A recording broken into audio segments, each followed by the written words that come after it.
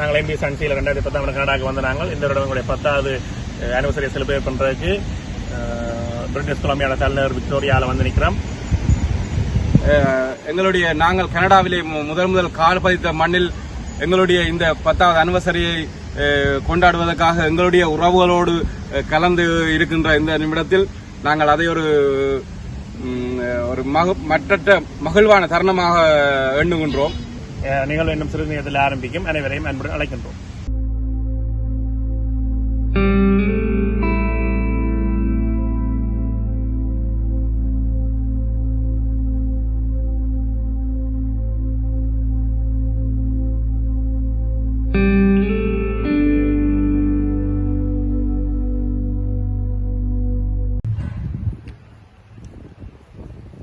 Hi everyone, I'm Wendy Kuna Robinson.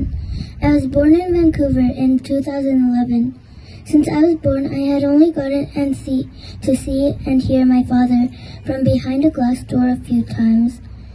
As I began school, I wondered about his whereabouts often and concluded that he worked for the court, since that is the only place I would get to see him without a glass between us.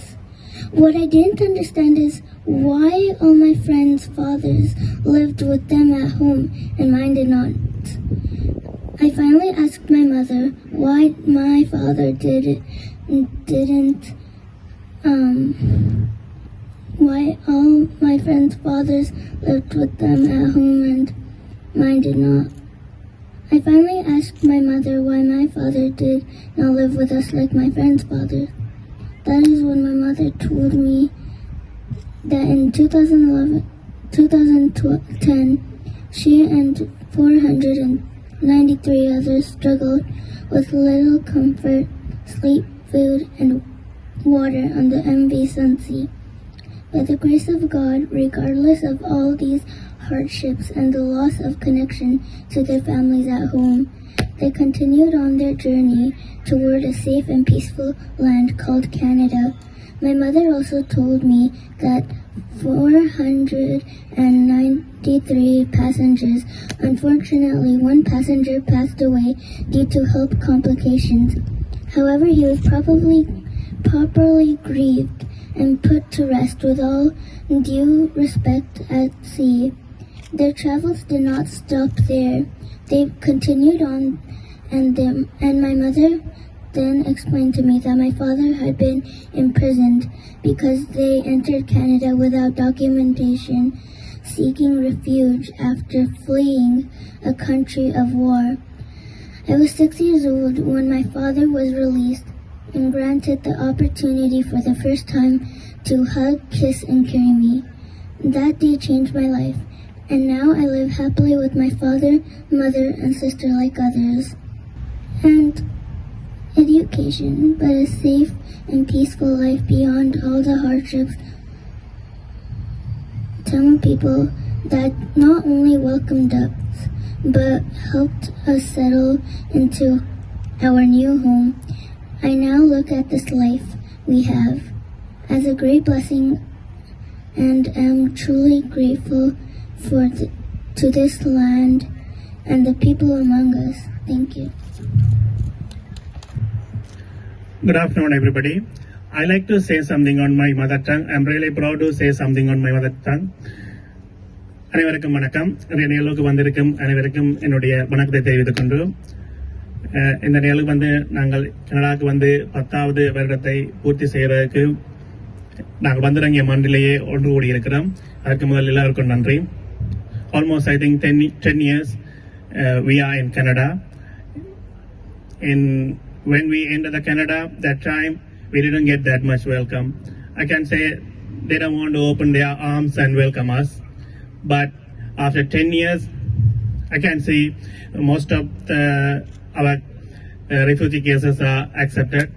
But still, most of the people are waiting for the hearing, and some people are still waiting for their permanent resident. But I don't know why it takes this long. I'm a 19 years old when I'm into the Canada. Still I'm a single, so I don't have any problem for waiting this 10 period. But some people came here with their families, so they are missing their family almost 10 years. and they're missing their child, and they are missing their child activities and their wife, and most of the families now separate almost 10 years. So it's long for whoever came as a refugee to this country. I want to mention why we came here, why we take that ship and came here to Canada. I think everybody know 2009 we have a terrible war in Sri Lanka. Now we call that war is a genocide. We escaped from that genocide and came to Canada. So when we entered the Canada, that time I think most of the people call us terrorists or criminals. But now why we do this event here, we want to show that people, we are not terrorists, we are not criminals, we are refugees. We affected the war, we came here. We have the through all of them, because when we enter the Canada, our 95% cases are rejected. After I think 1, 3, 4, 5 years, then our cases, I think after 2017, most of the 85% cases are accepted. So now I have a big question. Why first we identify we are not refugees? After 6 years or 7 years, they accepted almost 85% cases. So they plan to do us. I don't know why they will do it. I'm not blaming to anybody, but who are the make the decision, they will, I think, do these things. So why we are here and do this event? Because whoever affected the war and came to Canada or come to Canada, we should welcome to them, not like us. We should open our arms and welcome to them, like you know how they welcome the Syrian refugees. Because I don't know what the difference for us and Syrian refugees. I'm not blame anybody, but as an ordinary person, for me, I have a big question on my mind.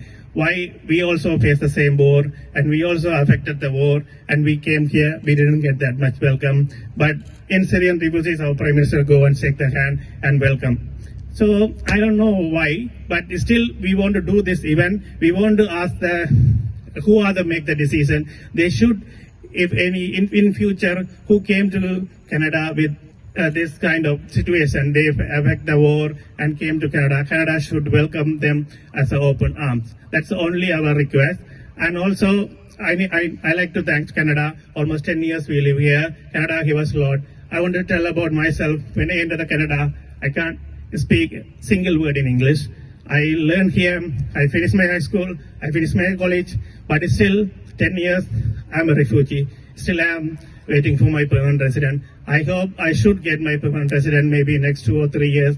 And whoever is still waiting for their families, whoever is still waiting for their permanent resident, they all should get their permanent resident and refugee status, everything as soon as possible. And also, I like to thanks for Canada, give us a new life, and thank you everybody who came here. As the Member of Parliament for Victoria, I am honored to be here with you today on the homelands of the Lekwungen-speaking peoples of the Esquimalt and Songhees First Nations. And I'm grateful to be here with you to commemorate the 10th year anniversary of the MV SunSea. Anniversaries give us an opportunity to pause, to reflect, and to acknowledge. And this is an important moment for us to learn from the stories that we've heard today, to recognize the hardship that asylum seekers face, but also to acknowledge the resilience and the value that asylum seekers embody and bring to Canada. Also an important moment to pause and to recommit ourselves to learning from our shared history, and also, most importantly, to ensure that we are on the right side of history moving forward. Before becoming a Member of Parliament, I worked for the United Nations High Commissioner for Refugees in Northern Uganda, and I saw firsthand the impact and the aftermath of deadly conflict. I also became acutely aware of how we are failing refugees and displaced persons.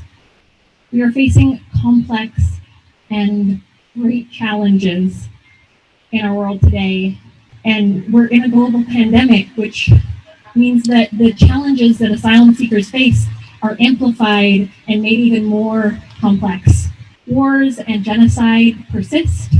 Climate change threatens our future, but it also impacts our present with droughts, extreme weather events, floods, which create surges in climate migration.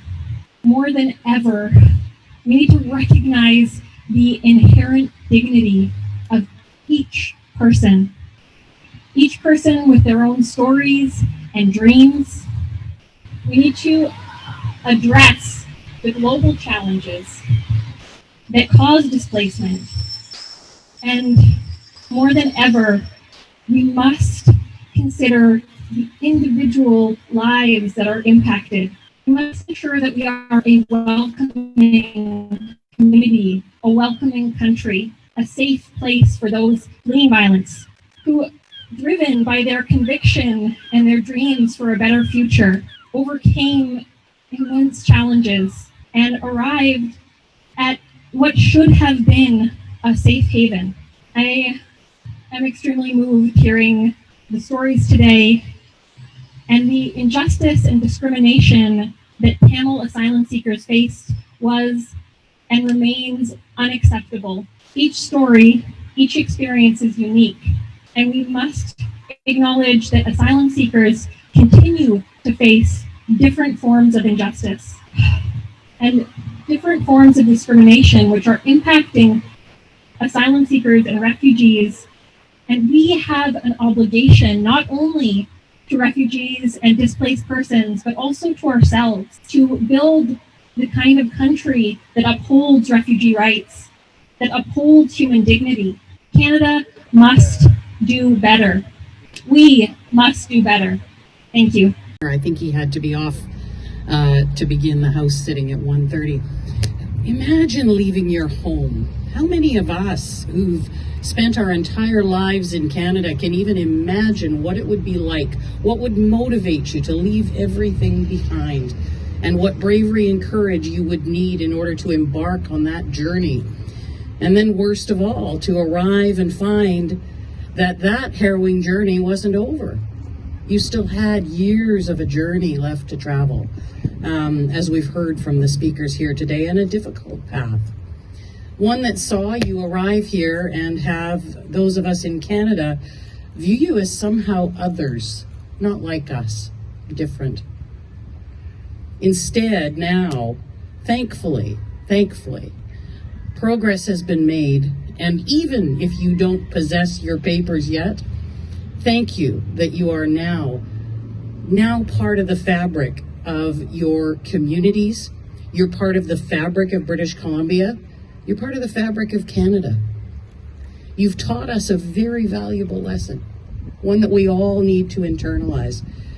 It's a great privilege for somebody like me and many others here to be able to say that I've lived in Canada my whole life. What a great privilege. But what a tremendous burden of responsibility that means that we bear. That we must make sure we're looking at displaced persons around the world and we're not seeing them as others. We're seeing them as us. We're seeing them as part of the story of humanity. Go back far enough in the heritage of any one of us. You will find people in your families who faced the same kinds of frightening, harrowing journeys. If it wasn't for them, we wouldn't be here. And these brave souls have come to give that gift to their families now and their future families. So thank you for the gift that you've given. Thank you for your bravery and courage.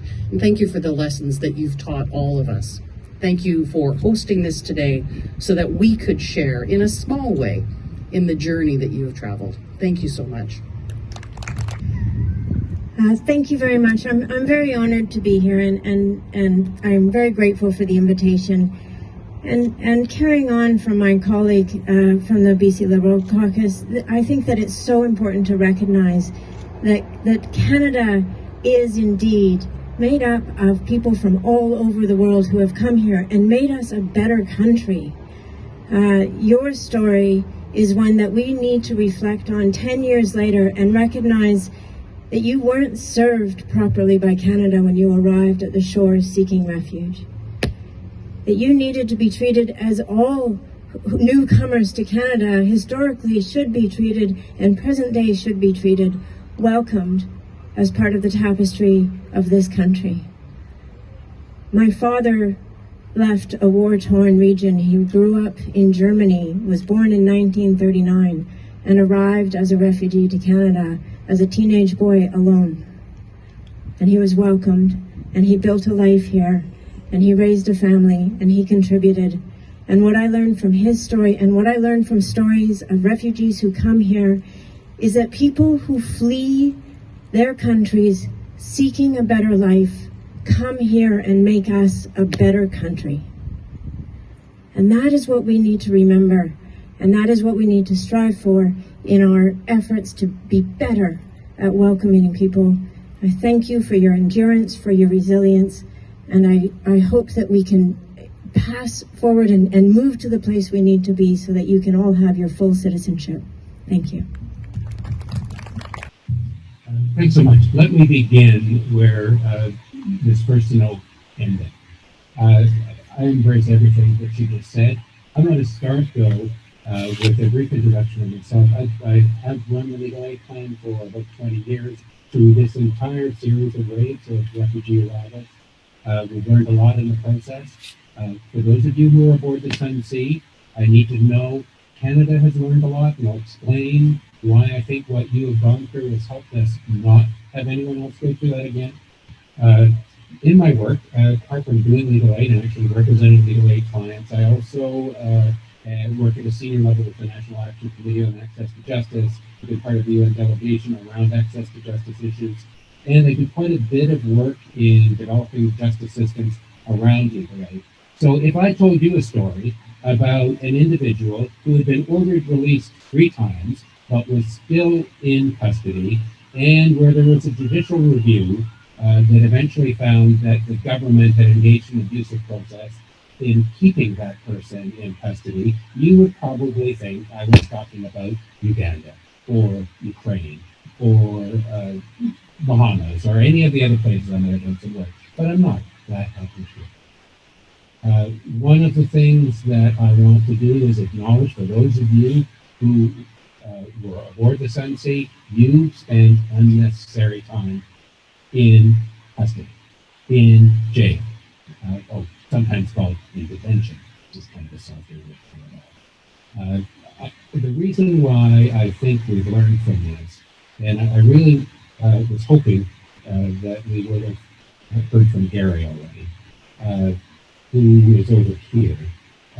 Gary and Sangari, who represented the Canadian Tamil Congress in these early days. I did a great deal of work in terms of a great deal of, well, let me say, more public and more political work around raising the profile of this issue. It really was a way to illuminate how to prevent this problem from happening again. It was presented as a more political issue, and it eventually received a more political resolution.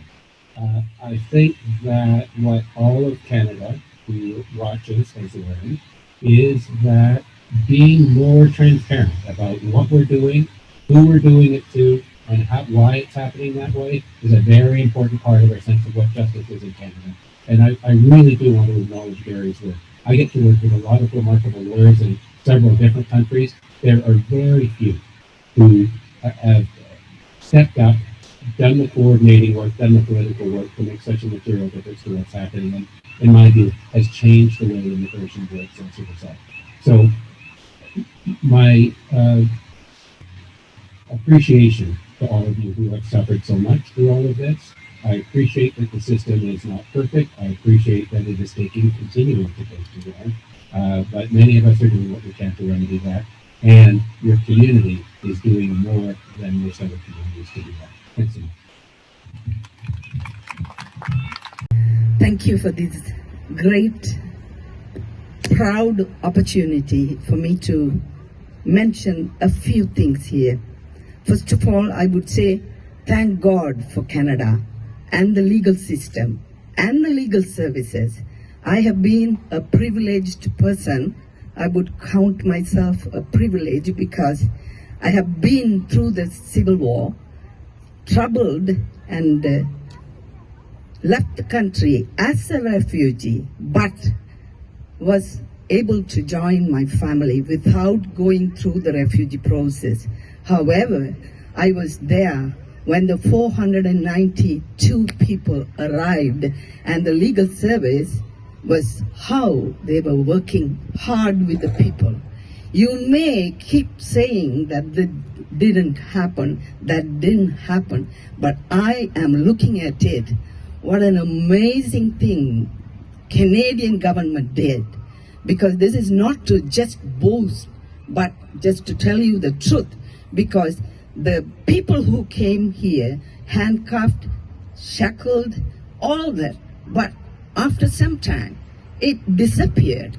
And when I went and met them at the detention, they were playing, doing exercise, gym, and playing basketball, and all these things. You know, they will come running to me, Akka, calling, you know. This was like home. You go to the women's center in Burnaby, about 35 women were there. They will make coffee, they will make snacks for you and give you. Is that a home or a detention camp? No, the children were given so much of, facilities were granted. Think about the good things. Which country is doing like this? I don't know. But the legal process, it took its time. I do understand there are some people who have been affected, not yet over, but I'm sure the legal process is taking them step by step. Whatever the difficulties, they are going to end in one fine day. So I thank you for this opportunity. I think Gary is another person, the parliamentarian, is having a compassion towards this issue. And thank you for organizing this and helping us to, as the Victorian parliamentarian said, there is always room for improvement. But if you don't look at the good things and the things that the government is doing and appreciate, you will never improve. You have to appreciate what they have done. And I thank you. I thank you for this time and wish you all the best for whoever is waiting for this citizenship or anything. Thank you, Canada. Very much. For those of you who don't know what the Intercultural Association is, we've been working for almost 50 years in this community, welcoming immigrants and refugees and helping them establish their lives, and working with refugees who come in unusual ways. When you came 10 years ago, we weren't able to do that. We were robbed of the opportunity in this community to welcome you with open arms, and there were many people who wanted to do that. So I'm very regretful that that is what happened at that time, because of the systems, because of the ramping up of prejudice and discriminatory talk about people who come to Canada outside of the regular routes. We welcome many, many refugees, and as a young man said, we've welcomed many Syrians over the last few years in this community. And it's been an amazing show, and it breaks my heart to think that you weren't welcomed with the same kind of enthusiasm and warmth and care. Yesterday, just by happenstance, I was talking to a young Tamil doctor who said to me, it's so interesting, Canadians talk again and again about welcoming newcomers, but when do we talk about belonging? And I think that's a powerful thing to think about. You belong. We all belong, and we welcome you, and we hope that where we failed on the first step of this, on the welcome, that we succeed in the belonging piece. I'll just say one more piece about refugees. I've worked in this field for 35 years, and it always mystifies me when people talk about refugees as if they were a threat, as if they were dangerous. What I know about refugees from all my experience is that these are people who have the strength of will, who have the determination to change their lives and reach for something better.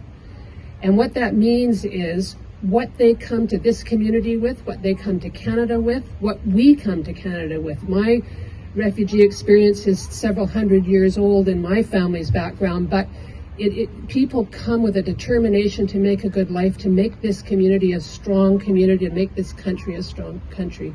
So thank you for the risks that you've taken. Thank you for your resistance, and thank you so much for being here. Thank you very much.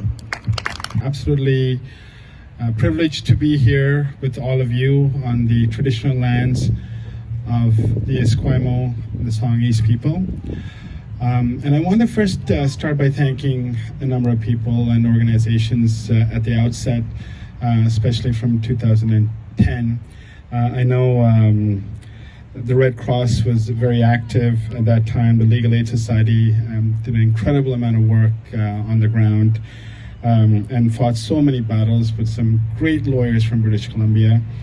The Songhees First Nation people were exceptionally generous. I was part of the crew that was there on the other side as the MV SunSea came. We were there for about 2 days, and the people there were amazing, including allowing me to use their printer, to getting us tea, and just absolutely generous.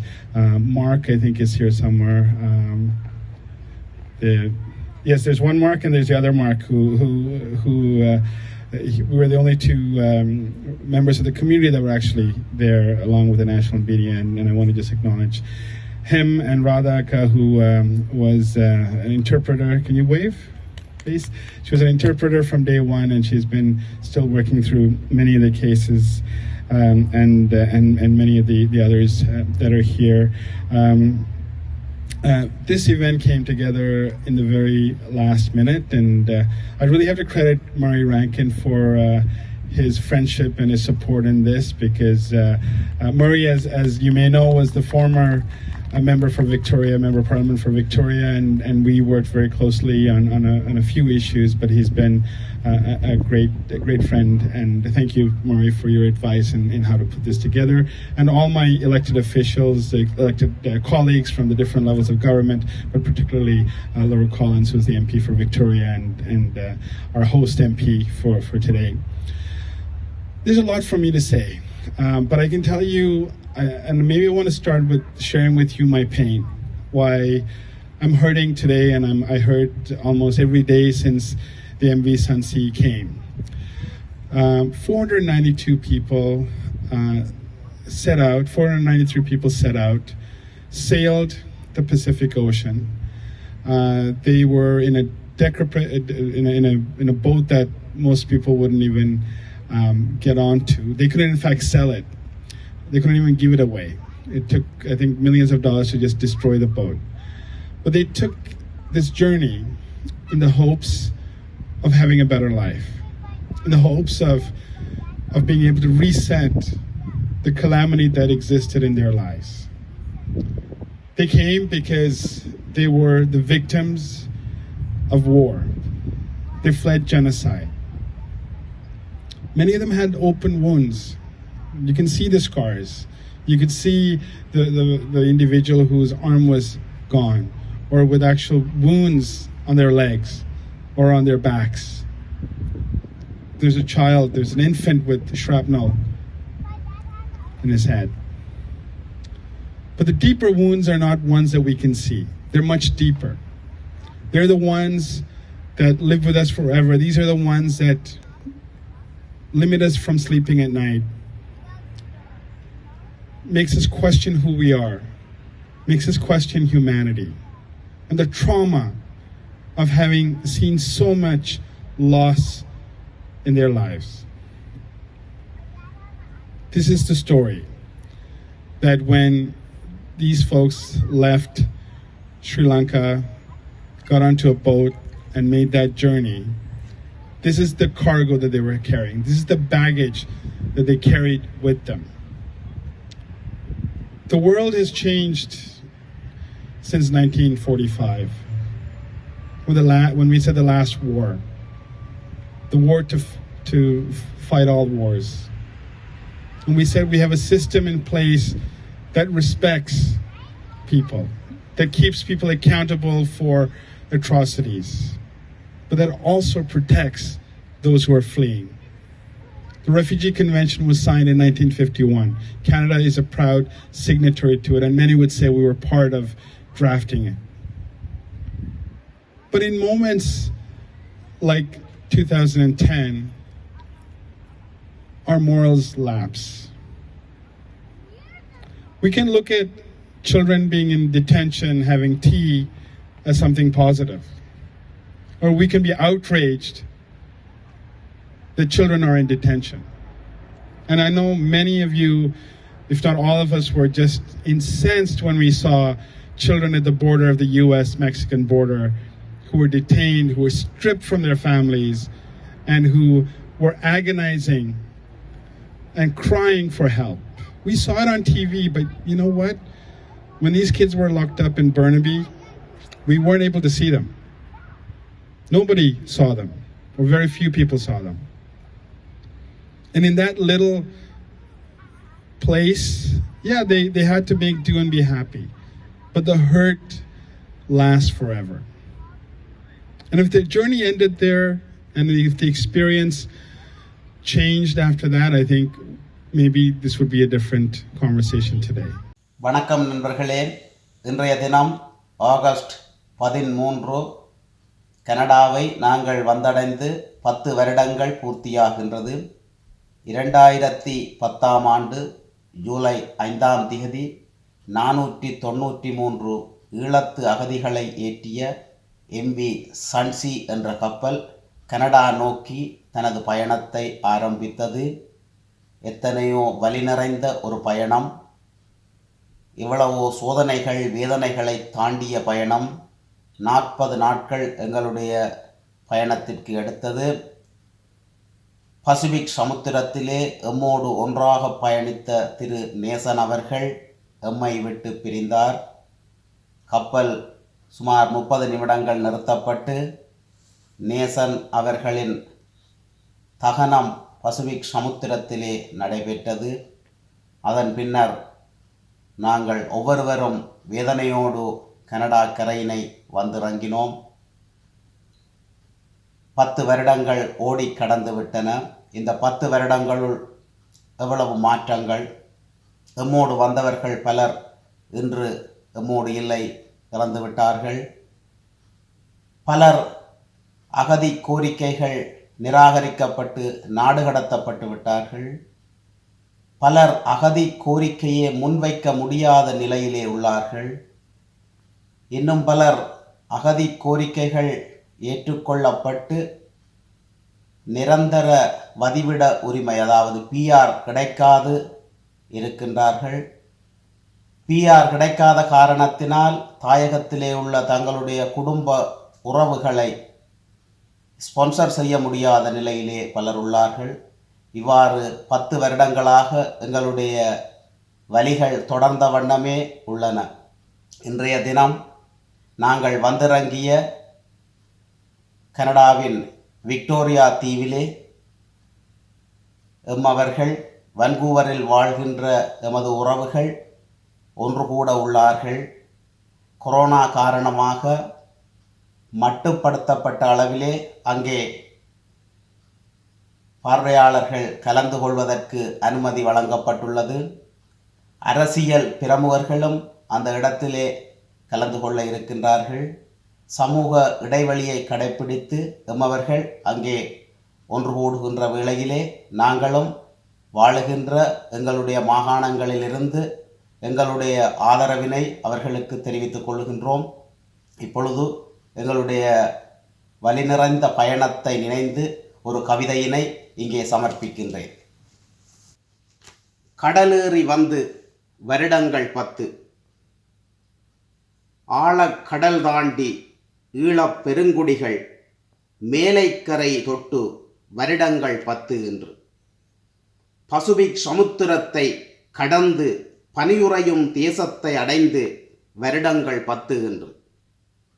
கால நதி எத்தனை வேகமாக ஓடுகிறது! நாங்கள் ஏறி வந்த தேர் கூட இன்று இல்லை. அழிப்பதற்கு விலை பேசி யாரோ ஒருவன் வாங்கிச் சென்றான். சன்சி அவள் சொந்த பெயர். கடற்சூரியன் நாங்கள் இட்ட பெயர். உழைத்து களைத்து ஓய்வெடுக்கும் நேரத்தில் எங்களுக்கு உதவியவள். எங்களுக்கு முன் பெரியது அவள் வரலாறு. விட்டுவிடுவோம் போய் முடிந்த அவள் வரலாற்றை. மூச்சிழுக்க ஓடி வந்த முள்ளிவாய்க்கால் தமிழனை முகமலர்ந்து வரவேற்றாள். வந்தவர் எல்லோரையும் வரவேற்றாள். தன்னிலை அறியாது தளதளத்தாள். ஆட்கள் தொகை அதிகரித்தது. அன்னைக்கு கொஞ்சம் சேடம் இழுத்தது. ஆட்கள் தொகை அதிகரித்தது. அன்னைக்கு கொஞ்சம் சேடம் இழுத்தது. ஆனால் வைத்தியர்கள் கொஞ்சம் வல்லுநர்கள். அவர்கள் இரும்புக்குள் வாழ்ந்த இரும்பர்கள். சேடமிழுத்த வண்டிலை திருத்தி அமைத்தனர். ஆரம்பமானது ஆடி 5 எங்கள் யாத்திரை. இது 40 நாள் யாத்திரை. 4 மாத திட்டமிட 493 யாத்திரிகர்கள் சங்கமித்தோம். 493 யாத்திரிகர்கள் சங்கமித்தோம். தண்ணியும் கொஞ்சம் தட்டுப்பாடுதான். இடையிடையே மழையும் வந்ததனால் அதையும் சமாளித்தோம். உறங்க ஒரு பாய் இல்லை. உருளைக்கிழங்கு பெட்டியை பாயாக்கி படுத்தோம். இது என்ன ஆடம்பர கப்பலா? அகதிகள் கப்பல் அல்லவா? வெப்பம் கூட எங்களை விட்டு வைக்கவில்லை. பசுபிக்கின் குளிரும் முன் பயிற்சி தந்து அனுப்பியது. உடலெல்லாம் உப்பாகி பொறுக்காகி புண்ணாகி போனது எம் தேகம். நெத்தலியும் சோயாமீட்டும் நித்தமும் உணவானது. முள்ளிவாய்க்கால் தமிழன் என்பதால் கஞ்சி கூட கசக்கவில்லை. முள்ளிவாய்க்கால் தமிழன் என்பதால் கஞ்சி கூட கசக்கவில்லை. வரிசைகள் பழகியதால் கால்களும் வலிக்கவில்லை. காய்ச்சல், தடிமன், சத்தி, தலைச்சுத்து நோய்களையும் சுமந்தோம். வைத்தியத்தை மறந்தோம். நோய்களையும் சுமந்தோம். வைத்தியத்தை மறந்தோம். இரும்பு மேனியும் கரைந்து நின்றது. நேசன் இறந்த நிலையை பார்த்து பாசத்துடன் அவனுக்கு பசுவிக்கில் கடமை செய்தோம். பாசத்துடன் அவனுக்கு பசுவிக்கில் கடமை செய்தோம். மிச்சமுள்ள நாமும் இனி வீடு திரும்ப மாட்டோம். அக்கரையும் இல்லை இக்கரையும் இல்லை. எல்லோர்க்கும் பசுவிக்கடல் முடிவாகப் போகிறது. இருண்டது முகங்கள். ஒளி தேடி அலைந்தன அவைகள். கூட்டு பிரார்த்தனைகள் கொஞ்சம் அமைதி தர தொடர்ந்தது பயணம். கூட்டு பிரார்த்தனைகள் கொஞ்சம் அமைதி தர தொடர்ந்தன பயணம். சீனி தேயிலைக்கும் பீடி சிகரெட்டுக்கும் சேர்ந்த கூட்டமும் சில்லறை காசுக்காக சண்டையிட்ட நட்புகளும் சேருமிடம் வெகு தூரமில்லை என சிரித்து மகிழ்ந்தனர். ஆகஸ்ட் 12 உலகத்து சூரியன் உதிக்கின்ற நேரத்தில் கடற்சூரியன் கைதானது கனடாவிடம். ஆகஸ்ட் 12 உலகத்து சூரியன் உதிக்கின்ற நேரத்தில் கடற்சூரியன் கைதானது கனடாவிடம். கனவொன்று நிறைவேறிய திருப்தியில் கண்ணீர் மல்க கரை சேர்ந்தோம். கனடா மண்ணை தொட்டு நெற்றியில் ஒற்றினோம். மண்பற்று கொண்டதால் தானே அகதியானோம் சொந்த மண்ணில். தத்தெடுத்த கனடாவே உனக்கு தருதலையாயிருக்க மாட்டோம். தத்தெடுத்த கனடாவே உனக்கு தருதலையாயிருக்க மாட்டோம். சத்தியம் செய்தோம். கை விலங்குடன் சிறை சென்றோம். கனடா குடியுரிமைக்காக போராடினோம். போராடுகிறோம். போராடுவோம். கனடா குடியுரிமைக்காக போராடினோம். போராடுகிறோம். போராடுவோம். நன்றி.